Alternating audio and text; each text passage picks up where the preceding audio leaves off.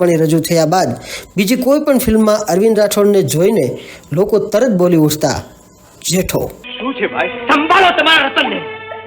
આ દેવાને બાને કોકનું નાક કપાઈ જાય તેવા ગુલતાન કરવા રામ પાસે જાય છે. અરે ભાઈ, ભૂખ્યાને ભાત પગાડવા જવું એમાં નાક કપાયવા ગુલતાન ક્યાં આવે? અરે તમારા જેવા ભોળા બાપ દીકરીને બગાડે છે. તમને અહીં બેઠા શું ખબર પડે કે રામને ખાલી ભાત જ મળે છે કે ભાત ભેગી પતવારી સોપ મળે છે? અરે ભાઈ, તેવડા છે, મળે તો જરા હસે બોલે.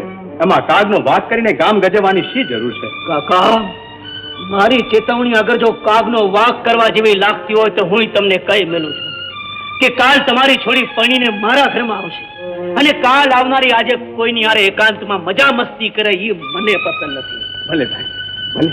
તમને પસંદ નહીં હોય એવું હવેથી નહીં થાય.